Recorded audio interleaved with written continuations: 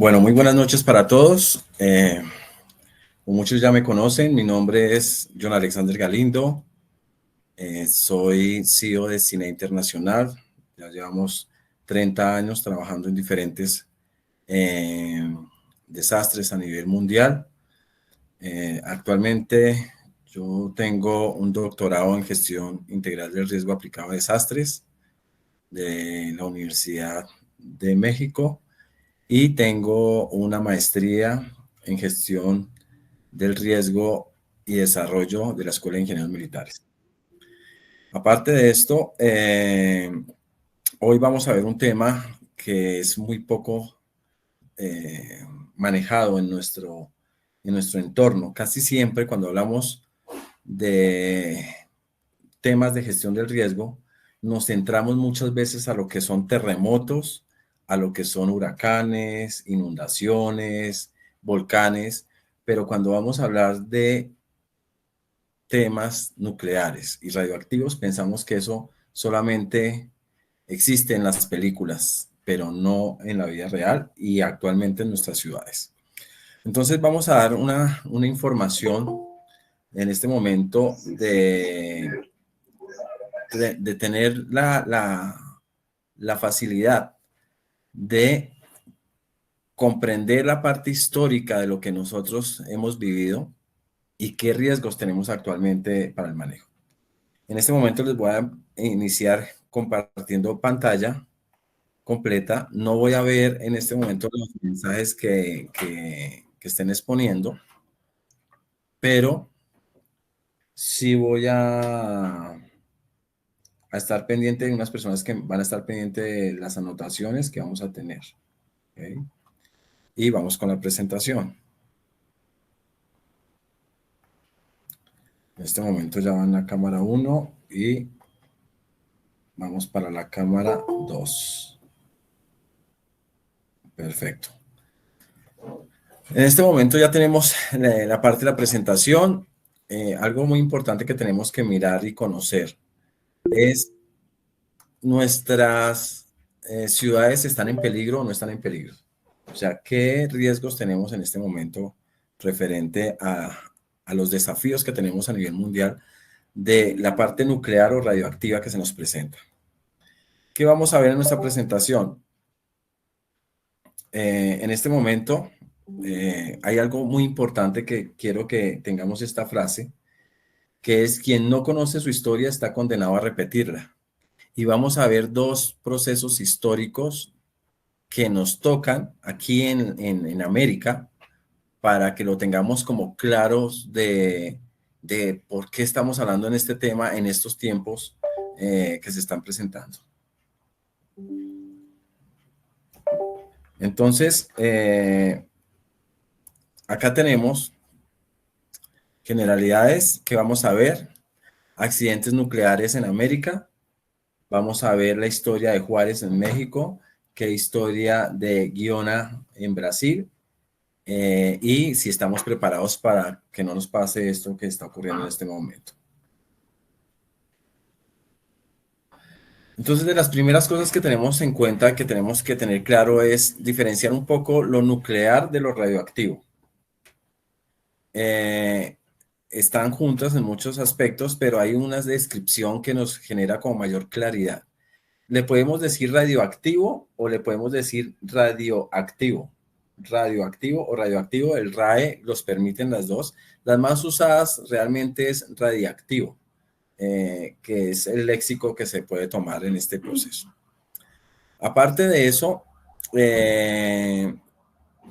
vamos a mirar que la parte nuclear está relacionado a todo lo que tiene que ver, involucra los núcleos atómicos, la energía nuclear, las armas nucleares, más que todo ese proceso de centrales nucleares y la reacción de los reactores nucleares, que es de gran proporción.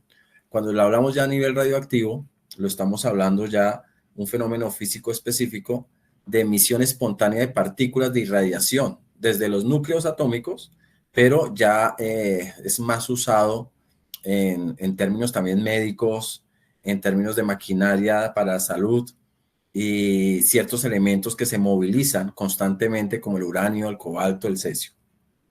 Son como los temas que tenemos que visualizar. Dentro de estos dos esquemas, hay algo importante que vamos a empezar a hablar de la parte nuclear. En la parte nuclear es algo preocupante para el mundo que al 2025 tenemos 12.241 ojivas nucleares, se estiman en todo el planeta. Estados Unidos alcanzó a tener casi 70.000 bombas nucleares. Afortunadamente fueron reduciendo y fueron desactivándolas, y en este momento pues todavía tienen bastantes, pero hay este número considerable en el mundo de 12.241. De esas 9.614 son arsenales militares. Tenemos 3.912 ojivas en un despliegue, que quiere decir que lo tienen los bombarderos, los tienen la maquinaria militar en otras plataformas activas, y tenemos 2.100 ojivas desplegadas en alerta que en cualquier momento pueden ser obturadas realmente. Dentro de eso, los países que tenemos de mayor es Rusia, con 5.459, Estados Unidos 5.177, China 600, Francia 290, Reino Unido 125, la India 110, Pakistán 170, Israel 90, Corea del Norte 50, que están registradas. Esto no quiere decir que pueda haber más armas que no las han registrado frente a Naciones Unidas y dar ese dictamen. ¿Qué es importante tener en cuenta en este momento? Voy a enviarles después en el link lo que veamos sobre ese aspecto nuclear, que tenemos la facilidad de ingresar a una plataforma que nos puede generar simulación simultánea de qué daños nos puede generar la caída de una bomba atómica. Entonces, vamos a entrar a la página directamente del simulador. Aquí los tenemos. En este simulador estamos viendo que en este mapa nuclear nosotros podemos colocar, y ya después les enviaré para que ustedes lo puedan utilizar y empezar a generar planeación estratégica frente a posibles problemas nucleares que pueden llegar a ocasionar.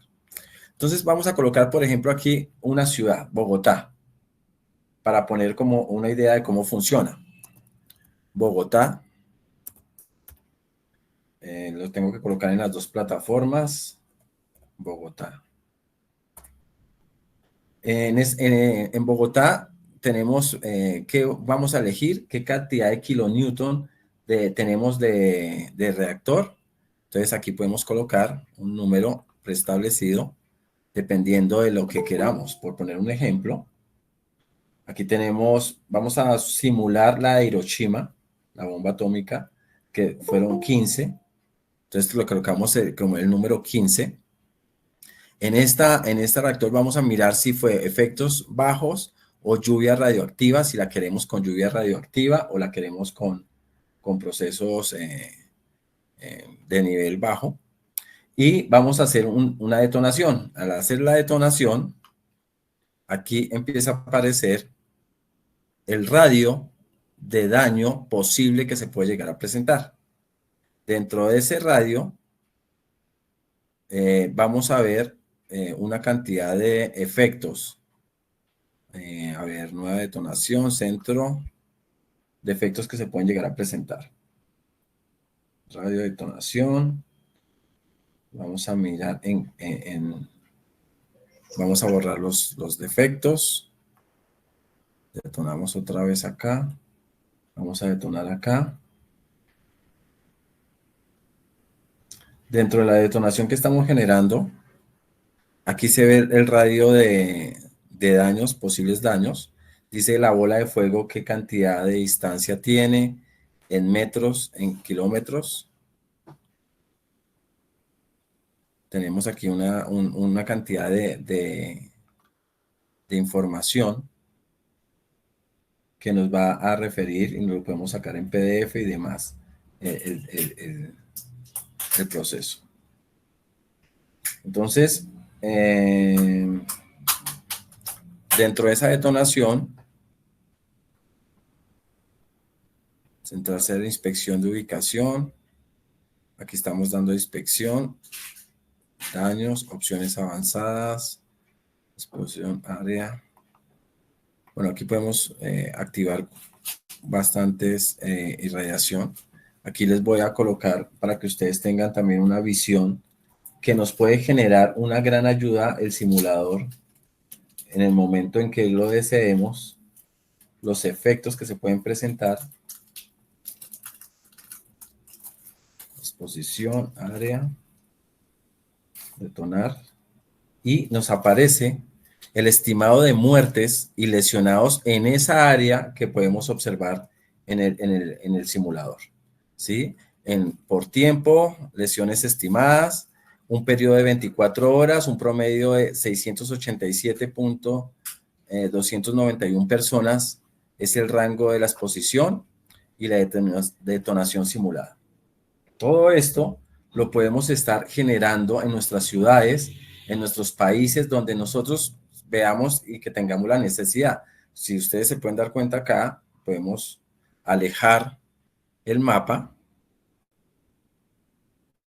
y podemos mover o movilizar nuestro punto de origen. Y también la velocidad del viento, a dónde va, para dónde va el viento y a dónde puede llegar a generar alguna contaminación radioactiva por la detonación en alguno de los lugares que nosotros necesitemos o requerimos. Entonces, podemos movilizarlo del lugar de la ciudad. Aquí lo podemos ver que podemos trasladar qué pasaría al lado del aeropuerto, qué pasaría en el centro de la ciudad, en fin, podemos colocar o ir a otro país, otro lugar, otra detonación con otro número de irradiación. Aquí solamente hicimos la simulación de Hiroshima y ahí nos puede llegar a generar este proceso. Esto es para que todos lo conozcamos, está abierto al público, no tiene ningún costo y sí podemos empezar a trabajar en nuestras áreas de trabajo, en nuestros lugares, en nuestras residencias, en nuestras ciudades, qué contaminación puede llegar a haber, dependiendo y hacer juegos de simulación para poder conocer el detonante. Entonces, eso para que lo tengamos en cuenta. Es una gran herramienta que nos permite, pues obviamente no podemos dar una exactitud de que sea exacto, pero sí, lo que sí podemos ver es que nos puede ayudar para mirar la cantidad de lesionados que podemos llegar a tener y muchas veces las personas creen que cae una bomba atómica y se acabó todo, pero no sabemos el campo y la distancia de reacción. Aproximadamente tenemos una reacción de una llamarada de una bola de fuego de metros y aproximadamente algunos kilómetros, de 10 kilómetros de contaminación que podemos llegar a tener. Nos está dando la cantidad de datos, de información que lo podemos recibir. Bueno, aquí lo tengo en inglés, lo podemos pasar al español, viene en inglés y podemos traducirlo y lo tenemos ahí claramente. Bueno, vamos a continuar. Eso es una de las partes importantes que debemos de conocer, de que ya se están preparando muchos países con este tipo de información para mirar el riesgo en el que estamos. Si desconocemos el riesgo, pues ahí vamos a tener también una cantidad de detalles que no nos va a servir en nuestro manejo. Ahora, centrales nucleares en el mundo. Tenemos 438 centrales nucleares, 68 en construcción. Ahorita último, Rusia le va a crear 4 centrales a Irán. Lo firmaron el miércoles pasado, exactamente.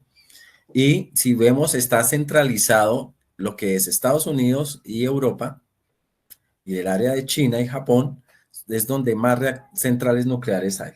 Recordemos que una central nuclear tiene varios reactores nucleares, ¿sí? Entonces eso es para que también lo tengamos en cuenta. No necesariamente una central nuclear tiene un reactor, que puede tener varios. Seguimos. Aquí vamos a ver los reactores nucleares. Entonces, de los reactores nucleares, las centrales es como la casa. Los reactores que tenemos a nivel interno, tenemos 447 reactores nucleares en funcionamiento. En operación 442 y 33 naciones estamos. Si vemos estos punticos, aquí podemos visualizar fácilmente que Estados Unidos tiene una gran cantidad de reactores, Francia, Rusia, China, Japón. Bueno, aquí vamos viendo y cuáles están activos y cuáles están desactivados, los de color amarillo. Ahora, ¿cuál es la gran preocupación y por qué debemos de tocar estos temas y más en nuestros grupos de respuesta y de emergencias? Naciones Unidas nos está dando un informe al 2024 que se han presentado solamente en el año pasado, se registraron 150 incidentes y actividades ilegales no autorizadas del manejo de material nuclear y radioactivo. O sea, 150 es una cantidad exagerada que están registradas. ¿Cuántas actividades se pueden estar movilizando que no, aún no tenemos informe? En el 2019 se registraron 182 casos relacionados con el uso ilícito de material nuclear y radioactivo. Eh, Esto ha servido muchas veces para actividades malignas, malintencionadas, que se pueden llegar a presentar.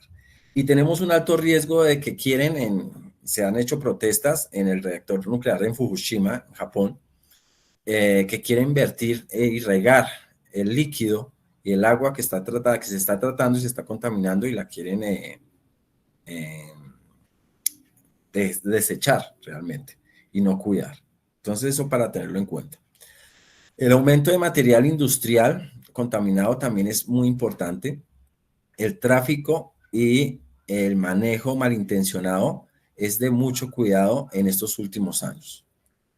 Ahora, tenemos que el 65% de los procesos o de los problemas que han ocurrido de los robos del material radioactivo nuclear han sido cuando se están trasladando de un lugar a otro.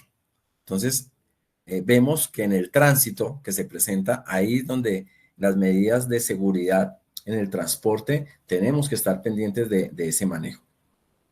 El papel clave de la vigilancia y la prevención es muy importante, y más en nuestras ciudades y en nuestros países. Cuando nosotros no conocemos de este tema, pues usualmente nadie cuida hasta que no pase un incidente y no pase algún evento catastrófico que se pueda llegar a presentar. Entonces tenemos dos historias que vamos a hablar hoy. Dos historias que nos tienen que hacer reflexionar y nos tienen que hacer pensar de qué tanto riesgo tenemos. La mayoría de las personas que están conectadas son personas que trabajan en el gremio de la gestión del riesgo. Y esto a su vez nos está mostrando que nos puede pasar muy fácilmente y no nos damos cuenta, porque siempre pensamos es que nosotros no tenemos centrales nucleares en Colombia o no tenemos reactores nucleares y no es así. Aquí en Colombia tenemos un reactor nuclear y ya vamos a hablar de eso. Ahora, en México pasó en 1984 un Chernobyl mexicano. Se tiene en cuenta de que hubo una contaminación de cobalto 60. ¿Qué ocurrió? En 1977 una máquina de radioterapia de cobalto fue vendida al Hospital Central de Especialistas para México desde Estados Unidos. Esta máquina que se vendió no se vendió normalmente, fue por el bajo mundo, fue un transporte no autorizado y esto generó pues bastante desconfianza cuando llegó a México. ¿Qué se quería hacer? Que sirviera esta máquina de radioterapia para todas las personas que sufren de cáncer y poder sacar bastante información y ayudar a muchas personas en el hospital. Sin embargo, como no se conocía la maquinaria, como no fue enviada ni transportada legalmente, hizo que durara sin su funcionamiento durante 6 años, escondida, sin avisos de precaución. Nadie tenía tampoco la información de cómo manipularla o cómo manejarla. Y esto hizo que se tuviera retenida en un área del hospital, quieta, sin hacer absolutamente nada, durante 6 años, llena de polvo y demás. Y después de esos 6 años en el hospital, le dijeron a los trabajadores, a 2 personas, que podían desmantelarla, que eso era como chatarra. Y hasta el 6 de diciembre de 1983 se dio esta máquina para dañarla y venderla por chatarra. ¿Qué hicieron estas personas? Ellos desmontaron el armazón, el metálico, rompieron, perforaron, dañaron la bomba de cobalto y un cilindro que tenía material radioactivo de 6.000 balines de 1 milímetro de diámetro fue liberado. ¿Sí?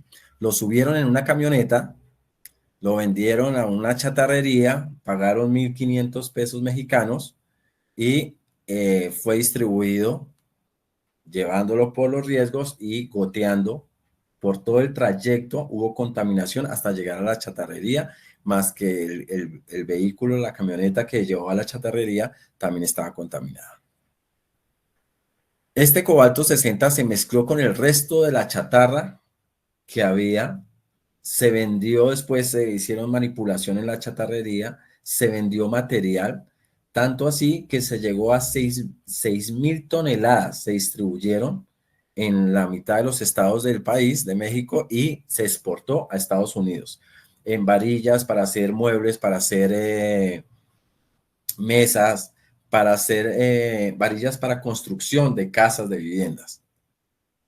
En 16 de enero de 1984, un camión fue pasando la frontera de México a Estados Unidos y el detector de radiación de un laboratorio nuclear de Álamos activó la alarma de que estaban pasando material radioactivo y no sabían qué era lo que estaba ocurriendo.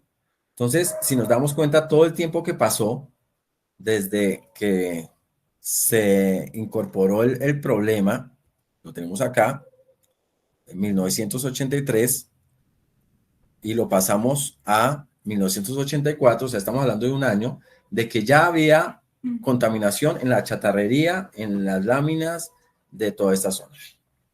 Dentro de ese proceso, el Departamento de Salud de Texas da un anuncio, una alerta a México sobre la contaminación. 10 días después encontraron y empezaron a buscar la fuente de energía de dónde salió todo esto y se dieron cuenta que la radiación era de la camioneta de Sotelo, que estaba estacionada a la vista en la ciudad de Juárez, en un barrio muy humilde donde los niños jugaban, saltaban encima de esa camioneta porque ya estaba para chatarrizar. La misma camioneta era una camioneta muy antigua y muy vieja. Los labores de limpieza tras la contaminación de radiación empezó y se empezó a identificar toda la problemática de contaminación que se estaba presentando. Esto nos llevó aproximadamente 10 veces más la radiación de incidente que hubo también en 1979 en Pensilvania, pero lo más grave de esto fue que los medios detectaron que la camioneta nomás arrojaba aproximadamente la radiación de 20.000 radiografías al mismo tiempo. O sea, la contaminación de la radiación. Acordémonos que cuando vamos a sacar una radiografía, nos ponen una plaqueta para evitar la contaminación en nuestro cuerpo, nos hacen quitar todo lo metálico para que no se quede la contaminación radioactiva. Y aquí nos estamos dando cuenta que es como si solamente en la camioneta fueron 20.000 radiografías. Es un paralelo. El centro médico intentó culpar pues, a la persona que hizo esto, pues ellos, obviamente, como esta maquinaria había pasado por la frontera, no muy legalmente, ahí explicaba ahí, él decía que soy víctima del problema, los trabajadores decían que los fierros y los cierros se los regaló el jefe de mantenimiento, ahí están estos fierros para llevárselos para que saquen para las sodas, o sea, como venta de latas y de chatarra, ¿sí? Nunca avisaron de que la máquina tuviera algo de contaminación o que tuviera algún letrero o algo que previera de que tenía material radioactivo. La información no fue divulgada, se supo fue con 109 distribuciones. Imagínense, 109 distribuidores de material contaminado. O sea, en este momento puede haber irradiación en muchas casas, en muchos lugares, que el mismo país desconoce porque no tienen los equipos para medir la irradiación que puede llegar a presentarse en esa zona. Algunos afectados dejaron de asistir al médico por cuestiones de no tener los recursos económicos, algunos se empezaron a sentir bien. Sin embargo, aproximadamente 1.000 toneladas de varillas nunca se recuperaron. Esto estamos hablando de, con eso se pueden construir 300 casas de un tamaño mediano y las casas pueden tener irradiación. Tanto así que en México hay todavía edificios que están cercados porque tienen irradiación en su construcción. 9 meses después, ya habían 20.000 toneladas de desechos radioactivos muy cercanos a las zonas habitadas. Otro de los eventos que hicieron fue entonces empezar a enterrar todo este material y desafortunadamente muy pocas personas conocen esa zona. Ellos empezaron a colocar ese cementerio nuclear de depósito radioactivo y quedaba muy cerca a la central de agua que tiene Juárez. O sea, tenemos todavía el riesgo. ¿Por qué? Porque no estamos pensando en que no es solamente tener la irradiación ahí, sino que en cualquier movimiento sísmico, un terremoto que se pueda llegar a presentar, puede generar daños, ruptura de agua, contaminación, mezcla y contaminan el agua de toda la ciudad. Esos son los riesgos que actualmente encontramos con este cementerio nuclear que hay actualmente. Otro segundo caso o historia para nunca olvidar. El incidente, nos damos cuenta que 3 años después, en Brasil, en la ciudad de Goiânia, hubo un escape de radiación de cesio 137. En este proceso fue algo muy similar, pasó algo muy similar. Sin embargo, el señor Pereira y Roberto Alves, recolectadores de basura, encontraron en un hospital abandonado otra máquina de radioterapia utilizada para tratamientos de cáncer, la cual fue desmantelada y transportada por carretillas para sus casas. Dentro de ese proceso, usaron destornilladores para desmantelarlo, la caja de plomo, el cual contenía un cilindro de 19 gramos de celcio de 137, sustancia altamente radioactiva. Vendieron la cápsula por chatarra a una propiedad también de una chatarrería.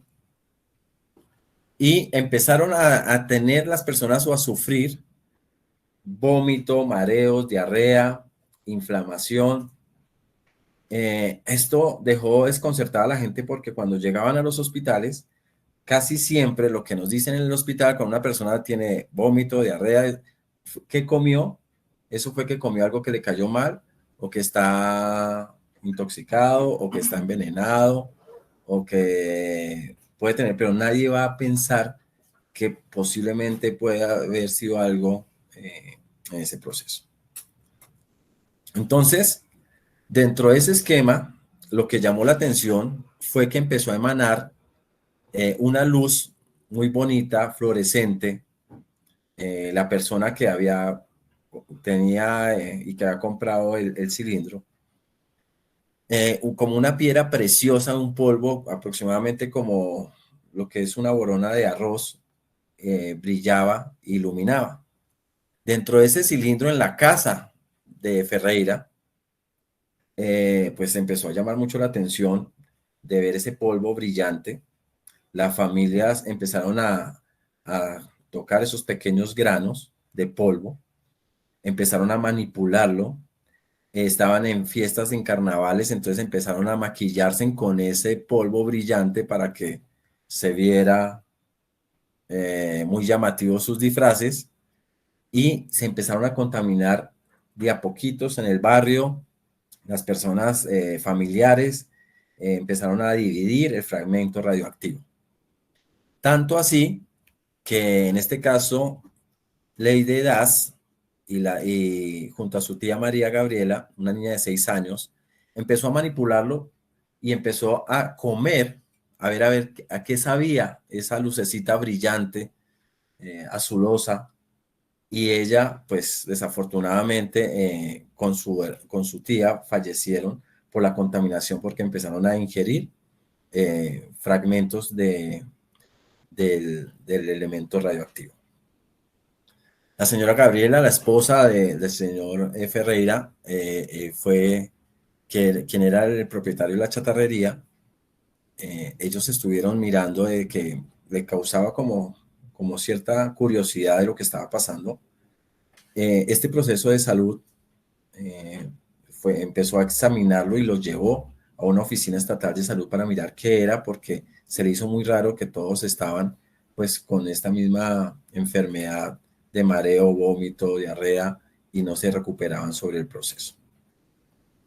Después de 15 días empezaron a sospechar que era un envenenamiento por radiación.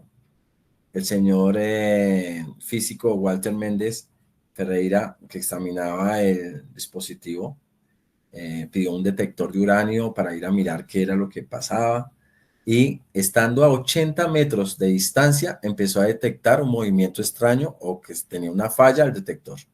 Después de 80 metros empezó a darse cuenta de que sí había un problema de irradiación en la zona.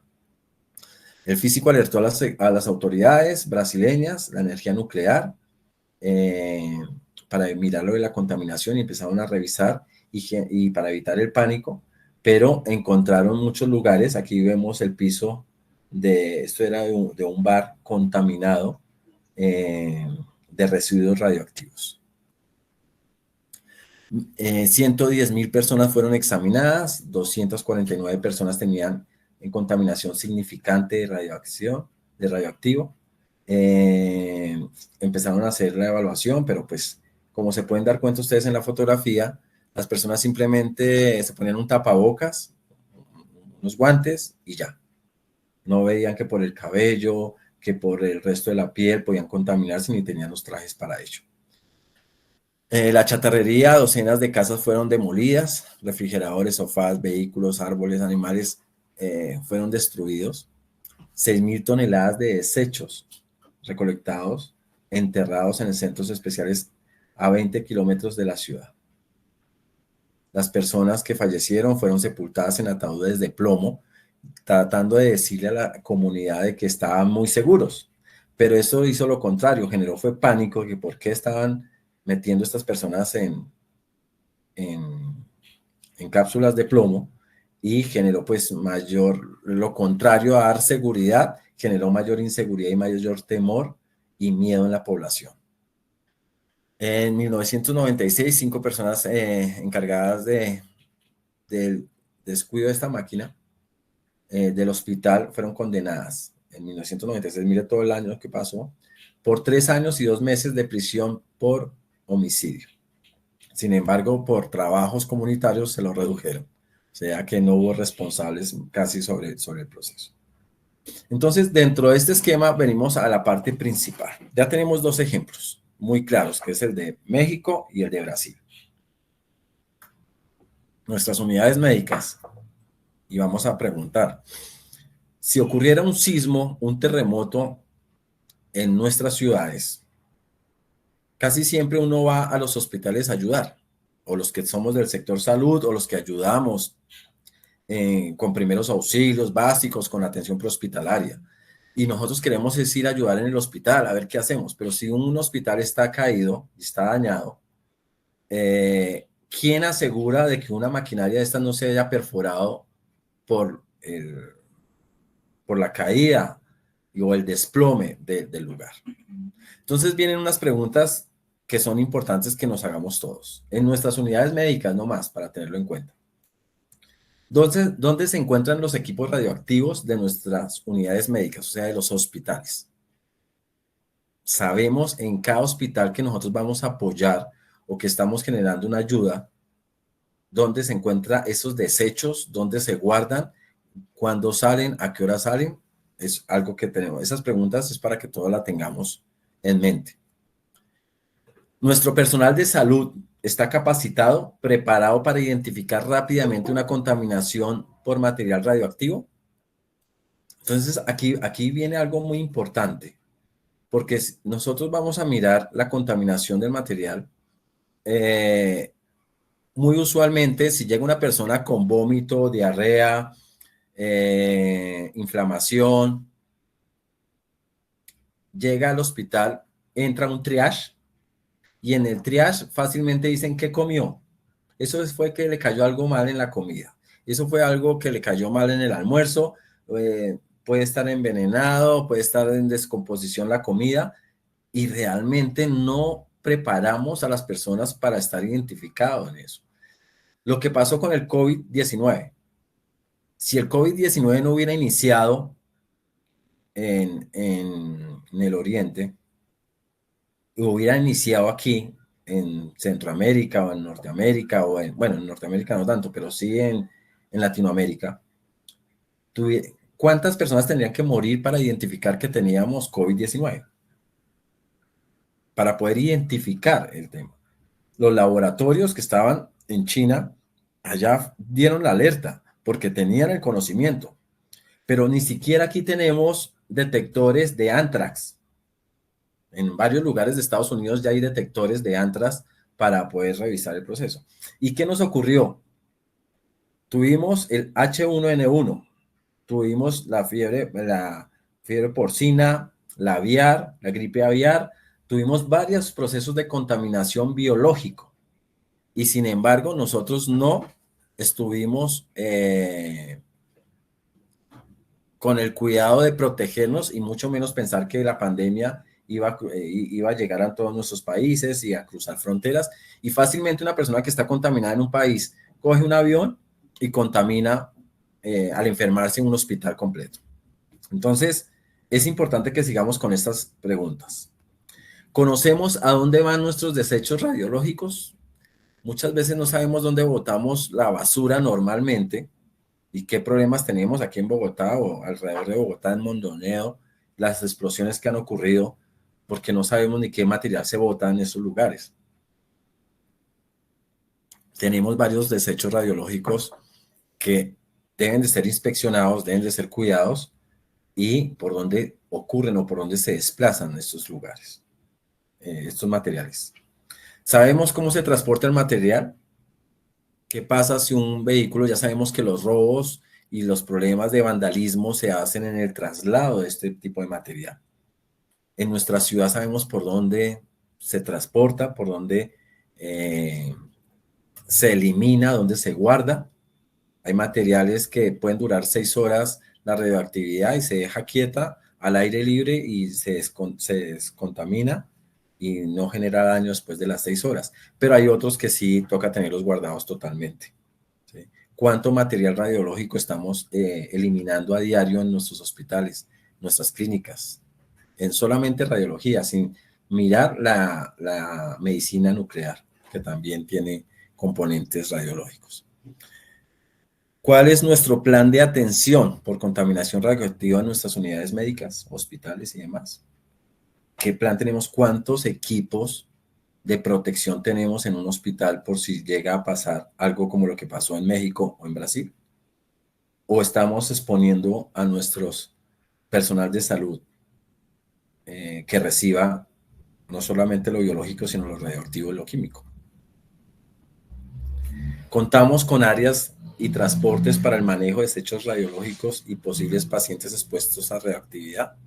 ¿Qué espacios tenemos donde no se contamine un paciente con otro? No solamente dejarlo en urgencias para que se contaminen todos los que están alrededor, sino se divide, se separa. O esperamos a que se detone en otros lugares del mundo para que nos den la información y empezar a protegernos en nuestros países. Nuestra comunidad está capacitada para reconocer los desechos radioactivos. O sea, un vehículo, los que trabajamos aquí, que tenemos bastantes amigos de la Policía Cívica de mayores, que colaboran en el tránsito, bomberos, el personal de Defensa Civil, Cruz Roja, en fin, las personas que están atendiendo los accidentes de tránsito. Si se llega a estrellar un vehículo con este tipo de desechos, ¿qué tan expuestos estamos y qué tan capacitados estamos para identificar si podemos o no extraer a una persona de ese vehículo? ¿Sí? Entonces, esas preguntas tenemos que tenerlas en la cabeza para empezar a generar un plan de acción referente al proceso. Todos conocíamos que en Bogotá tenemos un reactor nuclear. Entonces, desde 1965, o sea, estamos hablando 60 años que tenemos el reactor, ¿sí? Que es el IAN-R1. En ese, el Servicio Geológico Colombiano es el que está custodiando este reactor. Ahora bien, las personas que nos están viendo y que nos están escuchando, no sé cuántas, no estoy viendo la pantalla, solamente estoy viendo las diapositivas, no estoy viendo la pantalla, pero la cantidad de personas que estamos en esta conferencia, ¿cuántas? 36 y aquí hay 19. Ok. Las personas que quieren acompañarnos a conocer el reactor nuclear, ahorita vamos a enviar el forms de la asistencia para que se inscriban y poder recibir con esa asistencia, por favor, claro, los nombres, el documento de identidad para su certificado, que quede bien escrito. Les pedimos el favor, se van a enviar en los dos canales el formulario y también ahí dice las personas que deseen ir a conocer el reactor, nos ponemos de acuerdo, tenemos que enviar una carta para que nos den la autorización, un día, una fecha y ir a conocer el reactor nuclear que tenemos aquí en la 50 con Avenida 26. Ahí vamos a tener como la posibilidad de proceso. Entonces, para que lo tengamos en cuenta. Sigamos. ¿Alguien? Desde luego que ese reactor está inactivo. Sí, ¿Cómo? aclarando que ese reactor actualmente está inactivo. Creo que lo estaban reactivando, mi capitán, en este momento. Pues fue la última información que recibimos. Sí lo desactivaron en un tiempo. Tuvieron unas placas de uranio de 235 y cambiaron ahora las placas y les colocaron barras. Ya no son placas, sino barras de uranio. Entonces estamos en esa visita. También está trabajando el equipo nuclear del Servicio Geológico Colombiano. Sirve para investigación científica, no es para nada material bélico, sino para el trabajo con las comunidades de investigación. ¿Alguien más levantó la mano? No. Ok. Bueno, sigamos. Entonces, dentro de este esquema, aquí tenemos, vamos a poner un ejemplo, los centros radiológicos que tenemos en Bogotá, para no ir tan lejos. Dentro de estos tenemos unos flujos de desecho radioactivo que se movilizan en la ciudad y tenemos que conocer dónde se están movilizando esos desechos nucleares, de dónde a dónde se están colocando. Hay unas empresas especializadas que hacen ese traslado, ¿sí? Todo se maneja por una autorización del ANLA y el Ministerio de Minas y Energía. Y hay empresas como Ingesomas, bueno, hay varias empresas que hacen ese traslado de cuidados de desechos, pero nuestra debilidad, como la ha generado y la ha dicho Naciones Unidas, es en el transporte y en el trayecto de donde se pueda presentar. Para eso se generó también una simulación de traslado de desechos en Bogotá. Entonces les voy a poner aquí un ejemplo. Aquí voy a activar un mapa donde vamos a ver cómo se trasladan los desechos en Bogotá o donde hay mayor riesgos. Entonces, en este mapa, vamos a ampliarla acá, podemos ampliar un poquito más el sitio, los lugares. Ya vamos a ver acá en la ciudad. Aquí está a nivel lineal, pero podemos tener en cuenta que son traslados y movimientos que se generan usualmente donde mayor se concentran traslados de material radioactivo, ¿sí? Entonces, cuando nosotros estamos generando como ese apoyo de ayuda en un accidente de tránsito, una colisión, tenemos que visualizar cuáles son las áreas de mayor probabilidad de riesgo que tenemos. Y eso también, pues, yo les facilitaré el simulador para que sepan más o menos cuáles son los lugares y los sitios de donde se puede generar estos daños. Aquí aquí tenemos unas áreas específicas, las voy a ampliar. Aquí denme un segundo mientras amplío la información. La estamos haciendo en los dos computadores simultáneamente. Aquí tenemos algunos lugares hospitalarios, centros cancerológicos, ¿sí? Donde se está generando este tipo de traslados, ¿sí? Entonces, claro, aquí está a nivel lineal. Obviamente no va a salir por esta forma, pero va a tomar de pronto avenidas o lugares muy concurridos que usualmente nosotros participamos en las emergencias que se pueden llegar a presentar, ¿sí? Estos son como puntos de trabajo donde tenemos residuos especiales y empresas que trabajan en la recolección de esta contaminación, que es algo que también tenemos que trabajar. Mira, aquí los estamos viendo en las dos pantallas. Posteriormente les copiaré este link para que ustedes puedan ingresar y puedan mirar ya con mayor detenimiento de qué sedes son donde más se hace el movimiento de material radioactivo radiológico. ¿Okay? Bueno, sigamos. Entonces, dentro de este proceso y estos servicios nucleares de lo que estamos trabajando, esto es un ejemplo de lo que pasa aquí en Bogotá.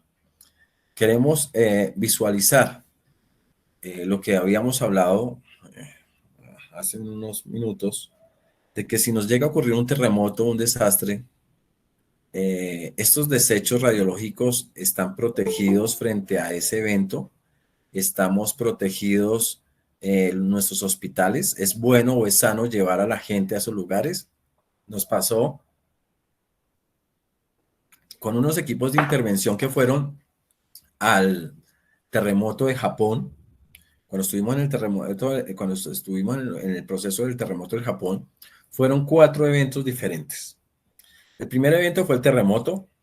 El segundo evento fue los incendios que se produjeron por el terremoto. El tercer evento, que fue a los 40 minutos después de haber ocurrido el terremoto, fue el tsunami. Se habían pasado 40 minutos.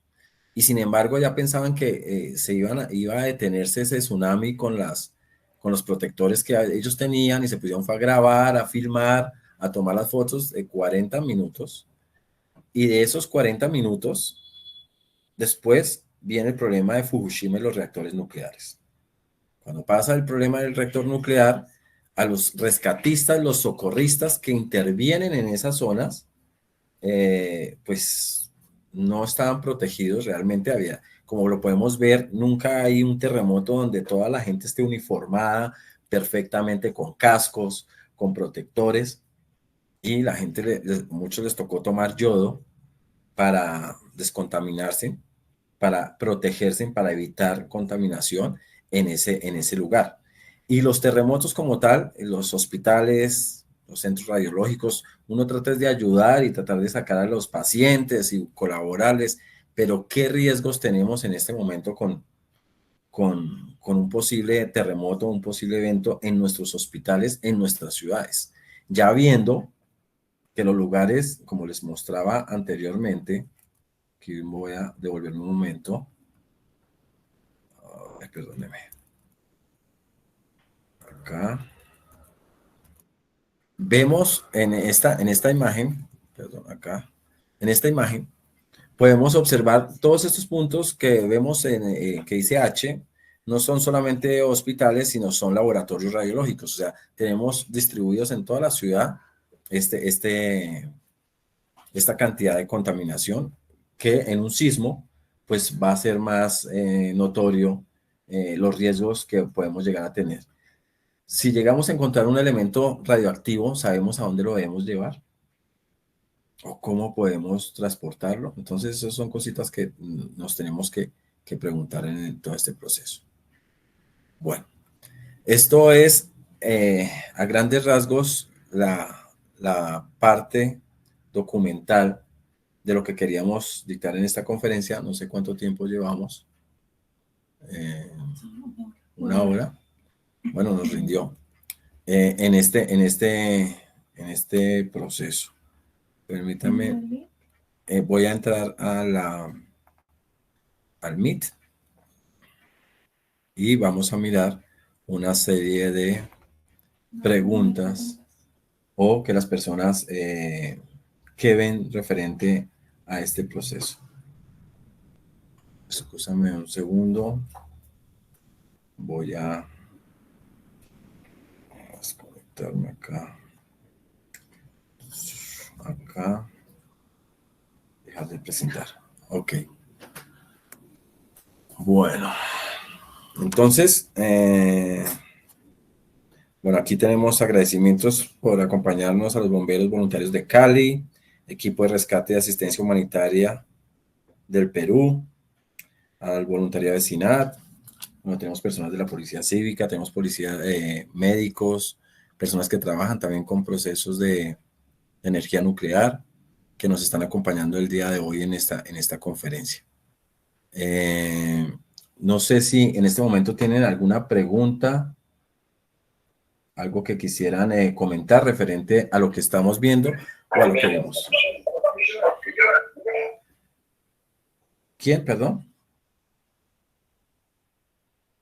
Si pueden levantar la mano. Alfonso Escobar. Mi mayor, buenas noches. Buenas O sea, eso quiere decir que cualquier centro radiológico maneja los equipos que tienen material nuclear radiactivo.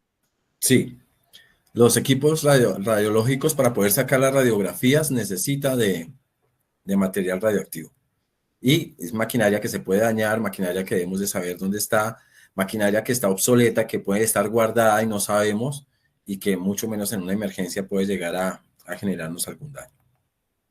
¿Ok? Andrés Vélez. Andrés Vélez levantó la mano y después Vladimir. Andrés. Hola, buenas noches. Buenas noches. Buenas noches. Bueno, yo tengo una consulta.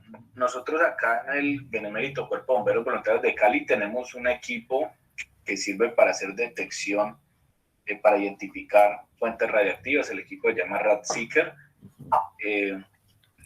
Pero nosotros nos limitamos a hacer las labores de nivel de advertencia, que es reconocer, identificar, definir un área, una zona de acción inicial y ya.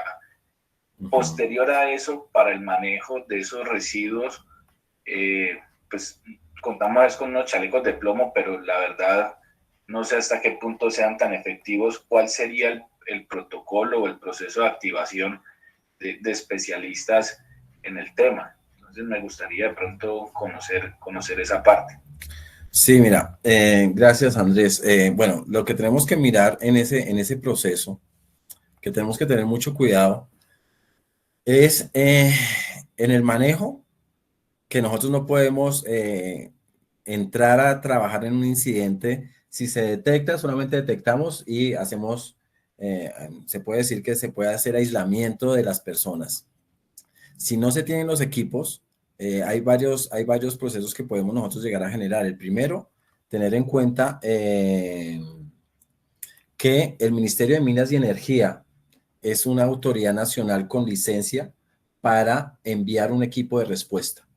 El equipo de respuesta llega directamente desde ellos, porque no es solamente mirar el riesgo, sino que hacer una investigación de qué tanto se fue o se esparció o se salió mientras llegaban ustedes como operativos. Recordemos que cuando nosotros nos dice que nosotros somos los primeros respondientes, eso no es real. Los primeros respondientes es la comunidad. Nosotros somos los segundos respondientes, porque nos llaman para llegar a la emergencia. Pero mientras tanto, mientras llegamos a la emergencia, muchas veces el material radioactivo o la máquina pudo haberse esparcido o pudo haberse salido del área donde lo detectaron. Entonces, ¿qué pasa? Que ahí tenemos que tener que el ministerio y las autoridades, la Agencia Nacional de Minería, que es la que está encargada ahorita del reactor nuclear aquí en Colombia, llama a las empresas, son empresas privadas las que hay de recolección de riesgo, que tienen los equipos y los trajes completos para identificar si hay en la zona o en el radar qué pasó desde el momento que se identificó y previo y antes de la identificación de la contaminación. Recordémonos que en México duraron 1 año para identificar la zona y pudieron haber encontrado el vehículo contaminado, y nosotros desafortunadamente hacemos un proceso de túnel y nos encasillamos solamente en el lugar donde se identificó, pero no verificamos que de ahí se trasladó ese riesgo, si fue trasladado, si fue encontrado en el mismo sitio, si fue un vehículo que estaba transportando y generó un derrame de material radioactivo, como pasó en Juárez y en las carretillas que hicieron en Brasil. Entonces, lo que tenemos que hacer es la identificación, se identifica, se hace una conectividad directamente con el organismo de la Autoridad Nacional en las licencias ambientales, y ellos emiten y emanan un grupo de respuesta. Ahorita hay un grupo que está trabajando el Batallón de Atención de Desastres, que están consiguiendo para hacer USAR pesado, están consiguiendo esos materiales y esos equipos para protección. Pero una cosa es protegerse, o sea, la parte técnica, pero la parte de investigación es más importante para evitar de que se genere o se salga de un rango, de un sector, esa contaminación. Pero entonces sí hay que tener en cuenta, ubicar con rapidez números telefónicos de respuesta de la Agencia Nacional de Minería, números de respuesta del Ministerio de Minas y Energía, que son los que tienen la licencia ambiental, la ANLA, y revisar si son materiales médicos o medicina nuclear.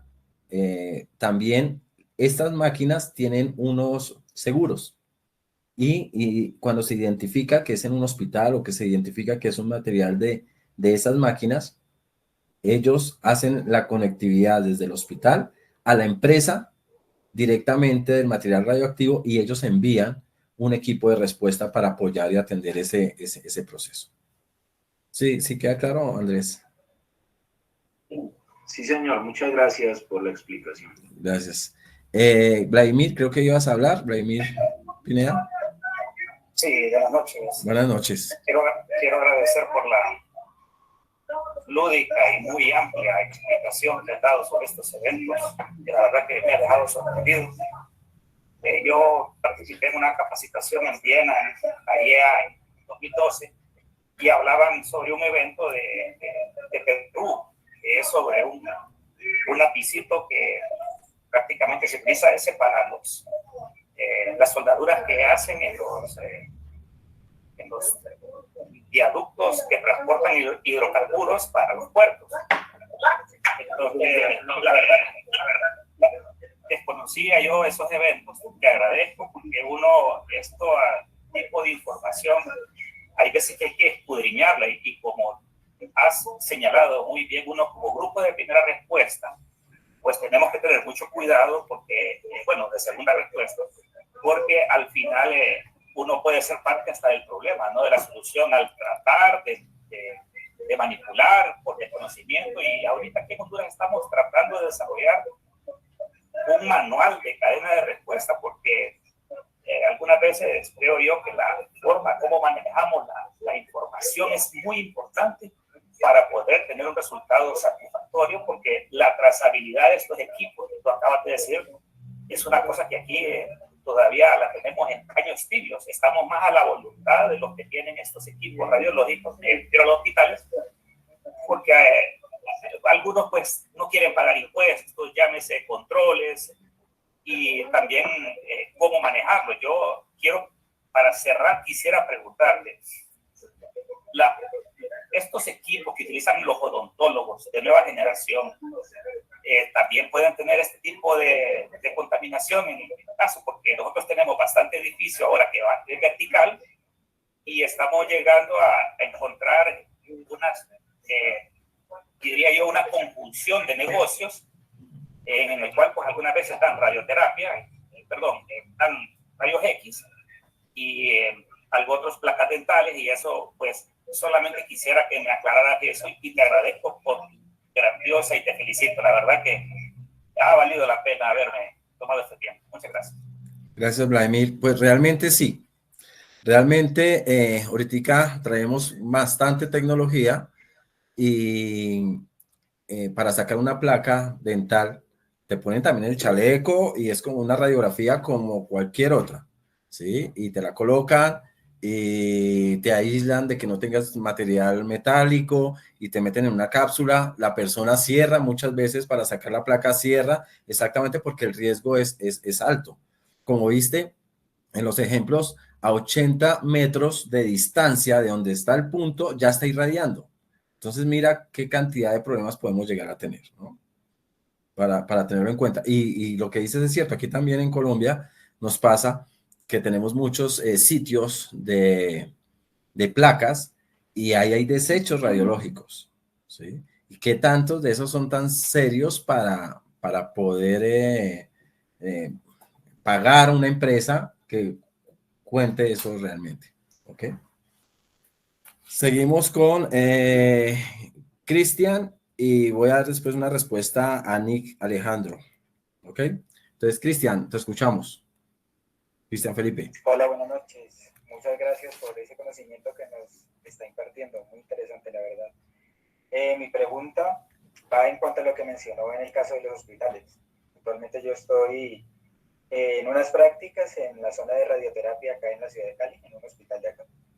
Y pues me ha interesado mucho ese tema, además por relacionado por la parte de bomberos. Entonces, mi pregunta es, ¿qué se puede hacer para gestionar el riesgo en caso de incidentes como un terremoto, como lo mencionaba, para evitar el caso de la radiación, de los daños que puede causar el terremoto en esos equipos? ¿Cómo podríamos prevenirlo, ya sea con la brigada, con los cuerpos de bomberos? ¿Cómo se podría hacer en ese caso? Muchas gracias. Gracias, Cristian. Bueno, mira, una de las cosas que tenemos que visualizar es que los cuerpos de bomberos en general hacen inspección para habilitar cualquier empresa. Y dentro de eso también están los hospitales, están las clínicas, están los centros odontológicos y demás. Ahí es donde nosotros tenemos que colocar en nuestro documento de inspección la preparación, al menos que haya un conocimiento general de un riesgo radiológico. ¿Por qué? Porque lo preocupante es que en los hospitales el que sabe es el que saca radiografías, pero el de la oficina del lado, eso no es conmigo, yo no necesito saber de eso, yo solamente estoy aquí con mis pacientes que tienen, qué sé yo, otra enfermedad. Yo soy médico de tal cosa, cirujano de tal otra, pero yo no tengo nada que ver con el área de radiología. Entonces, dentro del mismo casa, están viviendo toda la misma familia, se pueden contaminar todos, pero desafortunadamente es cuestión cultural que no vemos la problemática que nos puede llevar a nuestros niños, a nuestros familiares, a las personas que llevamos, las personas que están en urgencias sentados ahí directamente pueden estar contaminados. Entonces, sí es importante que cuando se haga la inspección de los cuerpos de bomberos en los hospitales, que miremos los planes de emergencia, de evacuación y demás. No solamente ahorita avanzamos mucho porque nos pasó la pandemia con riesgo biológico. Y sin embargo, en muchos sitios se violaron los protocolos de riesgo biológico, ¿sí? Material hazmat se vio en muchos sitios que lo manejaron el sector salud. Es que eso es un virus, eso es con salud. Y aparte quedó gestión del riesgo y grupos de respuesta o unidades de gestión de riesgo. Entonces, ¿qué pasa? Que en muchos países le otorgaban al médico, eso es con los médicos, y ellos son los que tienen que hablar del tema. Pero cuando se generó la pandemia, ya se masificó y ahí tenemos problemas porque muchas veces el médico, eso lo ve en un semestre durante la universidad, que es pandemia, pero de ahí a tomar acción social de las comunidades, ahí hay un gran trabajo que tenemos que hacer. Entonces, el éxito es, y el apoyo es poderles decir a los cuerpos de bomberos, no solamente de las grandes ciudades, de los municipios. Un municipio donde tenemos un hospital que tiene que trasladar el riesgo radioactivo por toda la carretera para llegar a la ciudad y botar el desecho. Ahí no más las ambulancias de los chicos que tienen accidentes de tránsito en carretera, ¿qué tan preparados estamos para recibir ese tipo? Nosotros solamente pensamos en explosiones, en petróleo, en gasolina, gas y ya, ¿sí? Pero no pensamos esos riesgos biológicos, radioactivos, nucleares, que se están transportando todo el tiempo de un municipio a otro, de una ciudad a otra. Entonces, hacer un llamado a los cuerpos de bomberos, decirles cuando ustedes se reúnen para hacer la evaluación y el checklist, si están cumpliendo o no están cumpliendo con la normatividad, no es solamente pensar en apagar el incendio, es pensar en cómo atender ese tipo de actividades y qué tan preparados están las personas que son los primeros que reciben a los pacientes, que son los chicos de triage de los hospitales. ¿Qué tanto saben de cómo identificar un riesgo radioactivo o cómo aislar a un paciente, a dónde lo van a colocar si tiene ese problema?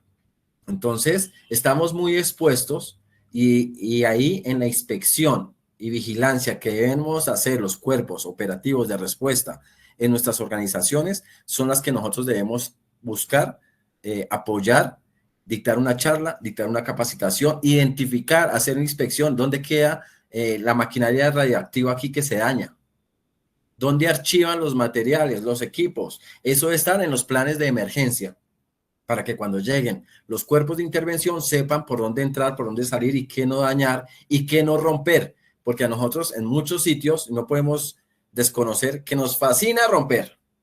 Nos fascina romper carros, nos fascina romper chapas, puertas, ¿sí? Es como en la atención prehospitalaria nos fascina cortar. Todo con las tijeras de trauma, corte ropa, corte zapatos, corte todo, ¿sí? Entonces, es importante que nosotros podamos, en la inspección, más que todo de hospitales, centros de salud, odontología y demás, identificar dónde está. Y preguntar cuál es la empresa que hace ese traslado. ¿Qué empresa? ¿A dónde la llevan? ¿Dónde la sepultan? ¿Dónde la guardan? Eso es muy importante. Porque si nosotros que somos los operativos, que estamos en la ciudad, no apoyamos a los organismos, al ministerio, pues se desconoce dónde está la problemática, ¿sí? Entonces, ahí es donde tenemos que empezar a identificar. Ahora, ustedes que tienen los detectores de riesgo radioactivo, es importante hacer una inspección y pasar por todo lado y empezar a revisar. No lo que nos pasó en Bogotá hace unos años, que hubo un despliegue de 30 ambulancias porque se había estallado una pipeta de nitrógeno y llevaron a la gente a los hospitales que por nitrógeno y corrieron, se llevaron a los hospitales, se pusieron las personas allá y revisaron cuando todos, pero el nitrógeno, pero no es el aire que está compuesto.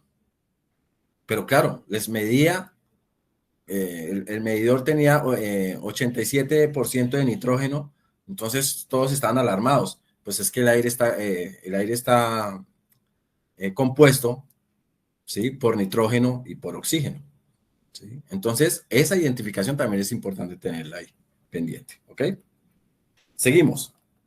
Nick Alejandro Mogollón dice, si existe alguna regulación o si la Policía Nacional o el cuadrante de vigilancia, ¿qué documentos se deben verificar?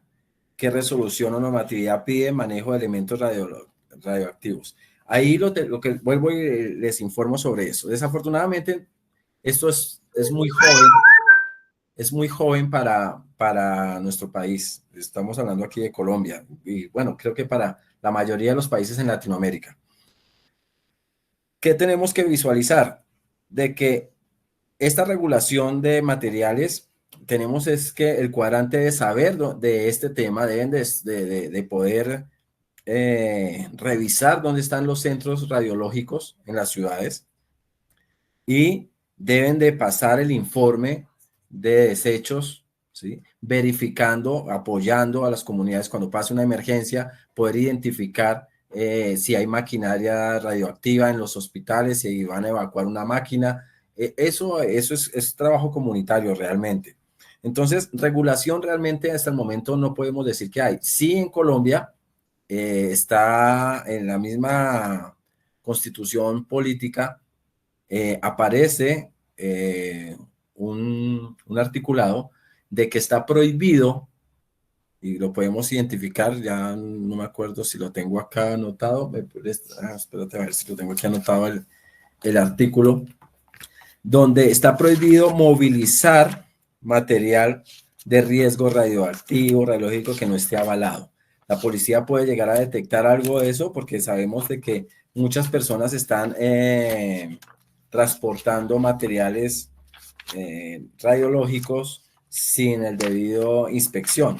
Entonces, en ese aspecto, sí es importante tenerlo como en cuenta. A ver si lo tengo por acá. Bueno, se los quedo debiendo. Está en un articulado de la Constitución Política de Colombia. Se los envío después. Pero ahí lo pueden ubicar por Google si quieren, y ahí habla de la inspección y habla específicamente de que tenemos prohibido ese transporte, ese traslado. La policía, si llega a identificar que hay traslado de eso, pues puede llegar a retener a la persona para identificar de dónde salió y los permisos y las autorizaciones que debe tener cada uno. ¿Ok? Seguimos. Los documentos que se deben de verificar, obviamente son unas planillas que aparecen en los vehículos de qué material están transportando, a dónde lo están transportando y qué es lo que están haciendo. La normatividad que pide el manejo, eso está en la normatividad, la tienen los hospitales, en cada hospital y cada clínica que compra una máquina, usted compra su máquina que tiene elementos radioactivos y le entregan su manual. Ustedes pueden ir a pedir, a solicitar los manuales de las máquinas, más que todos los bomberos, pueden ir en la inspección, revisar cómo está el manual y qué actualizaciones tienen. Lo que sí hay que pedir es que las personas al menos reciban un taller, un curso de manejo de riesgos biológicos, radioactivos, nucleares y demás. ¿Ok? ¿Se debe cumplir con una norma de series, requisitos, normas internacionales establecidas? Sí, claro, las normas internacionales de Naciones Unidas las está regulando, la OMS las está regulando por la problemática que les digo que se están robando material radioactivo en los traslados, ¿sí? Y hoy por hoy muchas veces estamos pensando en las bombas nucleares, pero estamos pensando de que nadie va a mandar una bomba nuclear, pero estamos en guerra. Y si llegan a impactar un barco o llegan a impactar un avión con una bomba nuclear, pues se activa la bomba nuclear, ¿sí? Si un submarino llega a tener una explosión, pues se puede activar y puede contaminar el mar. O sea, hay muchos riesgos que tenemos que identificar. Recordemos que los reactores nucleares, la mayor cantidad de reactores nucleares están constituidos para generar energía, electricidad, ¿sí? Pero también hay agua contaminada, ¿sí? Entonces, hay centrales nucleares que tienen reactores nucleares y tenemos ojivas nucleares distribuidas en muchos sitios, no solamente de centrales nucleares, sino en centrales militares o en centrales en embajadas de diferentes países donde tienen esos convenios de trasladar algún arsenal o algún armamento para la gente. ¿Ok?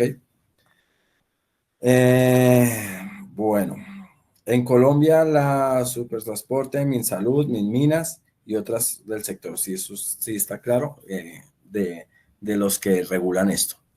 Levantó la mano Alfredo Ramírez. Muy buenas noches a todos. De lo que yo he estado indagando, por ejemplo, hay algo que siempre oculta Rusia, Estados Unidos, Francia, Japón, China, Corea del Norte, y es cuando ellos hacen, por ejemplo, ese tipo de radiaciones y estudios con animales. Ellos dicen, se murió el animalito, pero con relación a los animales que mutan, ellos silencian siempre ese tipo de mutaciones, porque los animales quedan vivos y quedan con esas secuelas de la irradiación. Adicional a esto, pues son más de 12.000 ojivas nucleares que fácilmente pueden destruir toda la humanidad. Gracias. Sí, gracias, Alfredo. Cristian tiene algo, Cristian Felipe. Cristian tiene la mano levantada. Manuel Mauricio. Buenas noches, cordial saludo. Sí, buenas noches.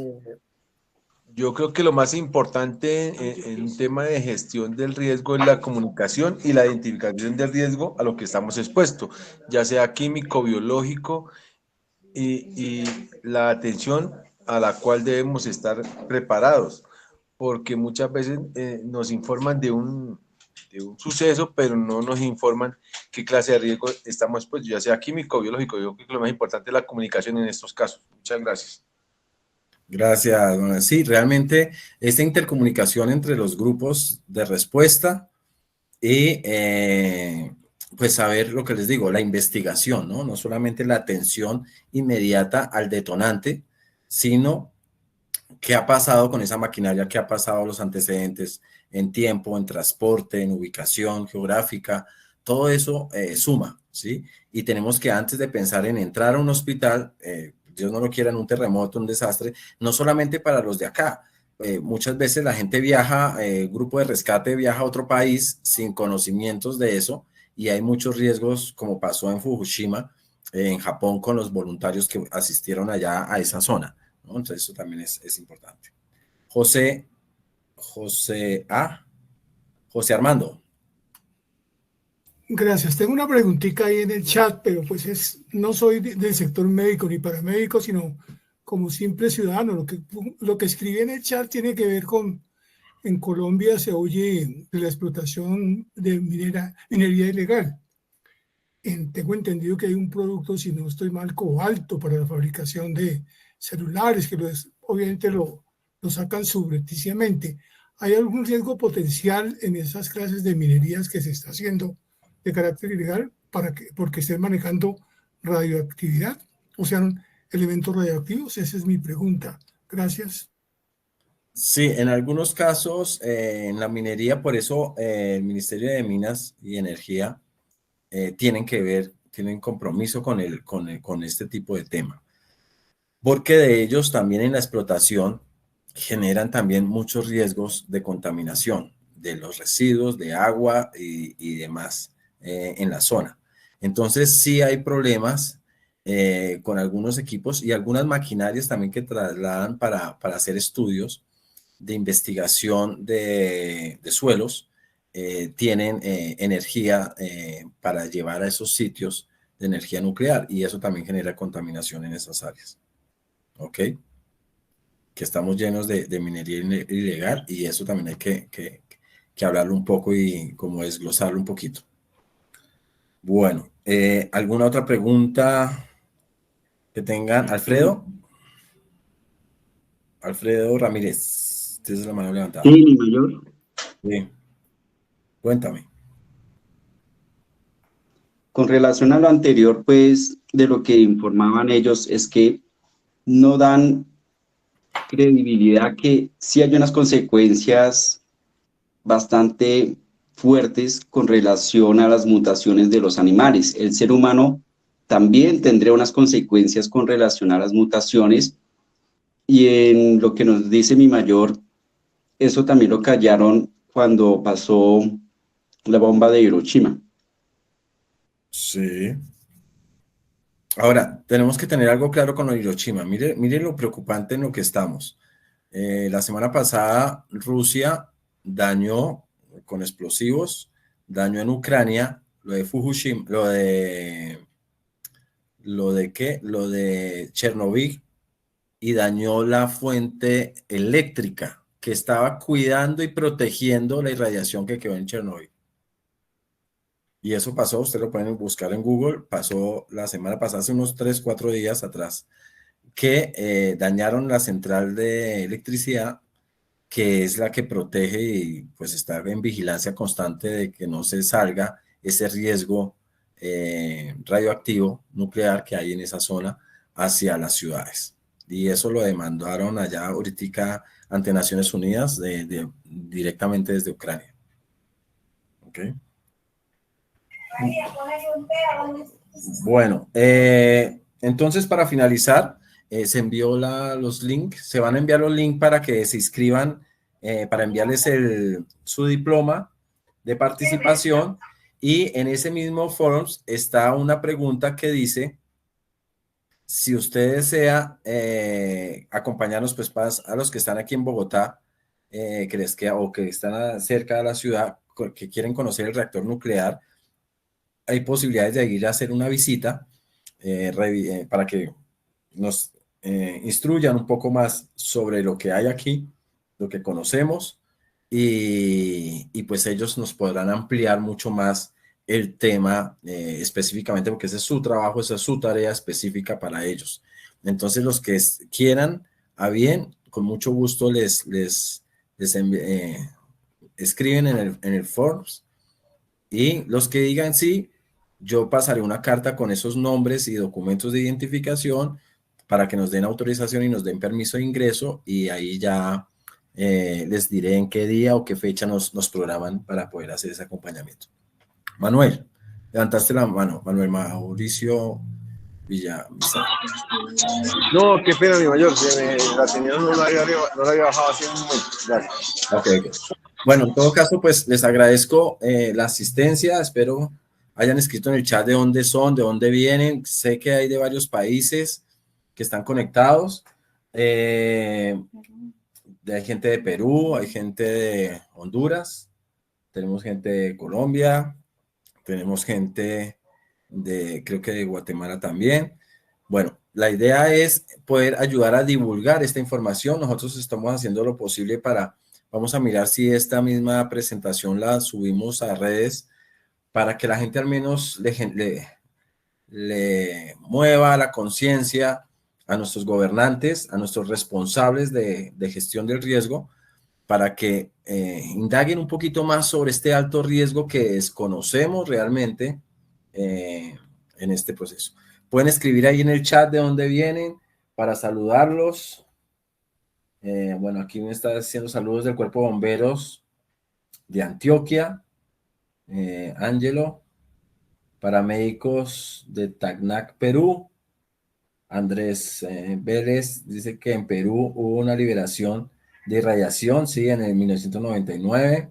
También ha habido riesgos que no se nombran y no se cuentan para no hacer quedar mal a nuestros países, pero sí es preocupante realmente, y yo les agradezco la asistencia, mira, y más que todo la preocupación que tenemos sobre este tema. Cualquier cosa que ustedes requieran me pueden escribir al correo donde les llegó la invitación. Panamá, Argentina, un saludo especial para los países que nos están acompañando, y que nos demos cuenta que es de todo el mundo. O sea, esto es un riesgo que fácilmente en un avión se puede transportar material radioactivo y no nos damos cuenta, ¿sí? Imagínense en 1965 que ya hayan detectores en los peajes y en el traslado de México a Estados Unidos. Y en muchos de nuestros países, ¿qué detectores tenemos sobre eso?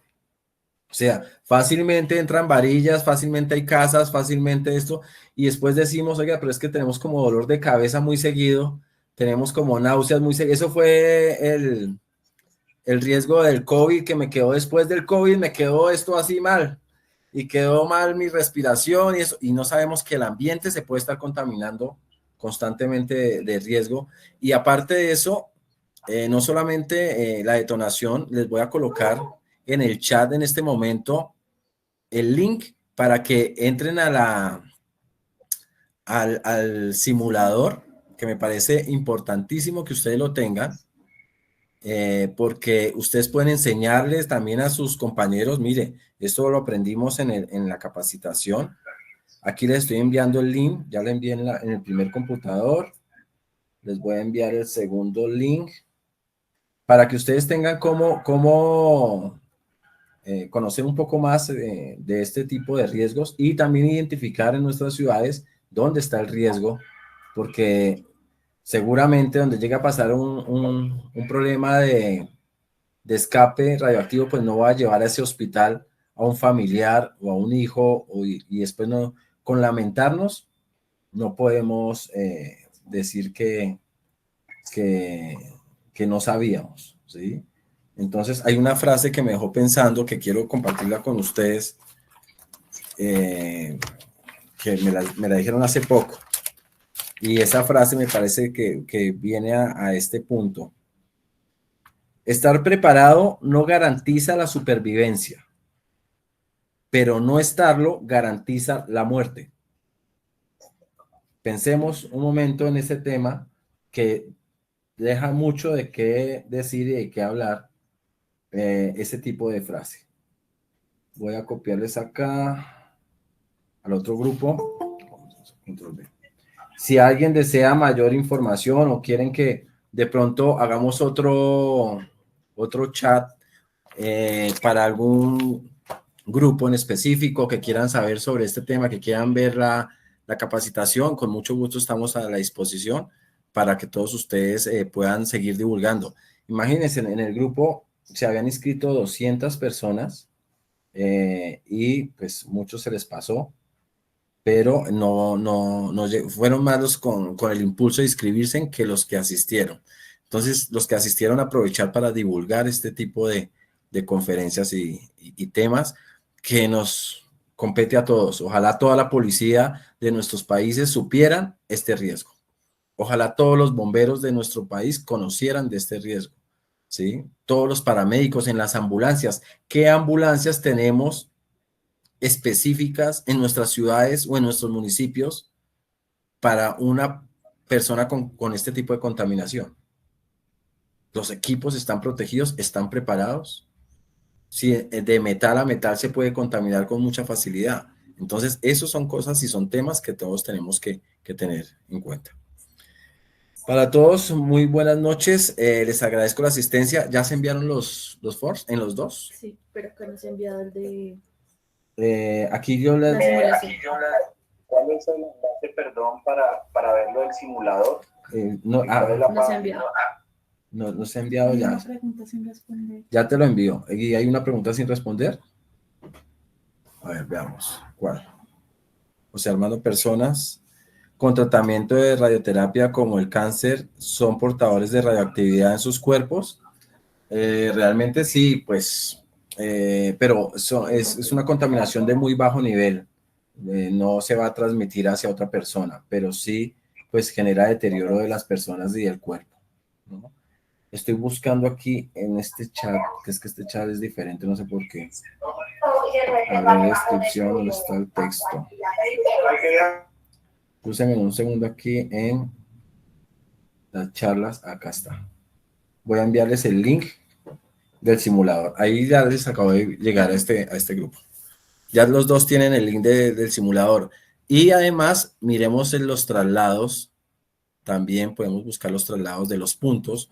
Podemos ubicar fácilmente los puntos donde hay hospitales, donde hay clínicas y donde hay empresas de radioterapia para tener ese cuidado en un momento de una emergencia y meterle todos esos temas en los planes de emergencia, tanto de las ciudades, de los municipios, de los hospitales, de los centros odontológicos y demás. ¿Ok? Muchas gracias a todos por su asistencia. Dios los bendiga. Cualquier cosa, un amigo más, una institución más amiga, que hemos estado trabajando en muchas cosas para tratar de sumar un poco desinteresadamente. Como se pueden dar cuenta, esto no es por negocio, es gratuito. Se les va a entregar sus certificados con reconocimiento internacional y ojalá, pues, dependiendo de lo que veamos, me están pidiendo que se vuelva a dictar esta conferencia para otras personas que no pudieron asistir. Un abrazo y feliz noche para todos.